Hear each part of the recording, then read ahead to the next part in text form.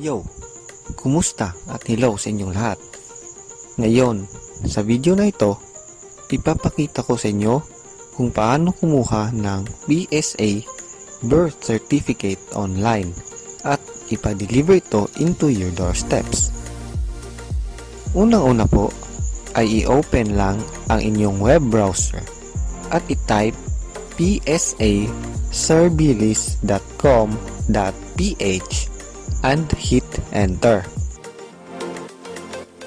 I-click lang po natin ang OK button. At ito na po ang homepage ng Servilis. And from here, just click the button, click here to request para makaproceed na tayo sa first step.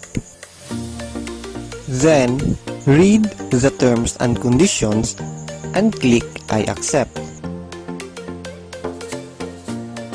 Ngayon, andito na tayo sa contact and delivery information kung saan mag-fill up tayo ng ating pangalan at ang ating delivery address.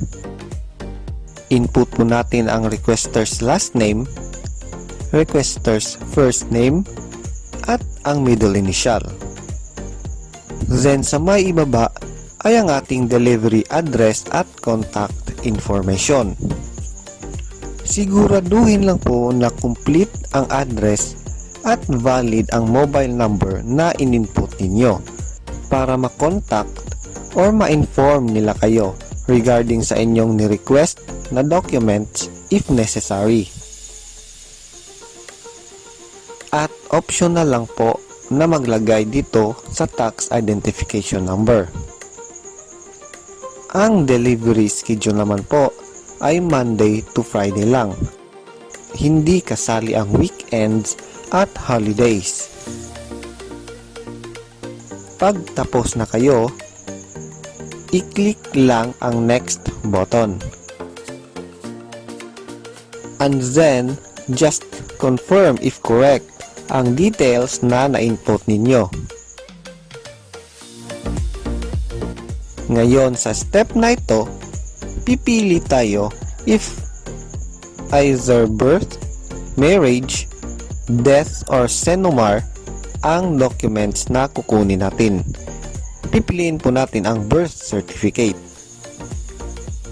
At kailangan lang nating sagutin ang mga katanungan na ito. Una, kung may binago na kayo or pinakoreksyonan malamang sa spelling or any entries sa inyong birth certificate. Just answer yes or no lang po.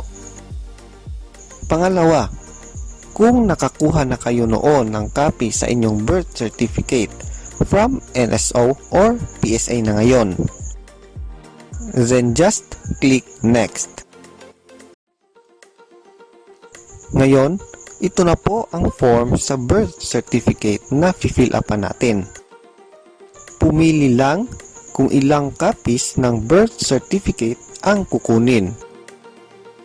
Next, ay i-input lang ang complete name ng may-ari ng birth certificate. Kung ito ay babae at kasal na, just input the maiden name or yung pangalan nung hindi pa siya kasal. Input the gender, place of birth,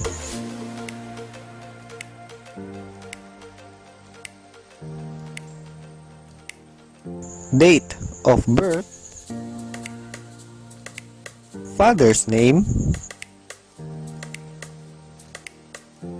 and then the mother's maiden name.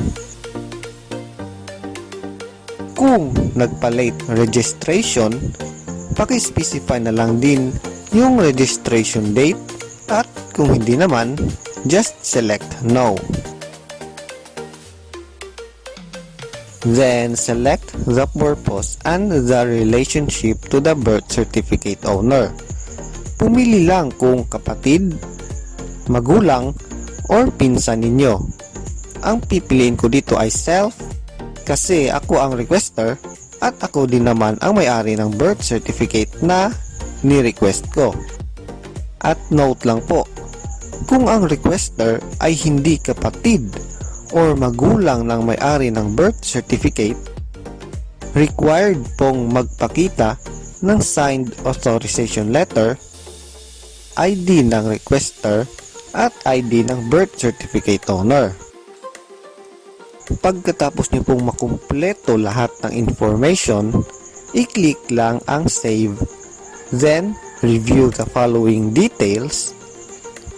Kung may mali or may nais kayong baguhin, i-click lang ang change or edit. At kung wala naman, just click confirm. At ito ang summary ng ating request. Makikita dito ang type na ni-request natin ay birth certificate, number of copies, at amount na ating mababayaran, which is 330 pesos. Click lang natin ang submit button at mabibigyan na tayo ng request number. Sa payment naman po, if you are gonna pay sa kanilang designated banks tulad ng BDO branches or Union Bank branches, need nyo pong mag-print ng 2 copies sa acknowledgement page na ito. Ngayon, ang pipiliin kong payment option ay through bayad center outlets tulad ng Western Union, LBC at PeraHub. Kaya di ko na po kailangan mag-print ng acknowledgement page. Ang kukunin ko lang ay ang reference number. Kung mapapansin nyo, meron tayong batch request number at request reference number. Use the batch request number kung marami kayong ni-request. If nag-request kayo ng birth certificate, nag-request din kayo ng Senomar, so use the batch request number when paying for all the requests in the batch. Then use the request reference number when paying for a particular request only. After po makapagbayad, ay kailangan lang nating maghintay for the delivery ng documents. Para sa Metro Manila ay 3 to 5 working days and 7 to 9 working days naman ang Senomar.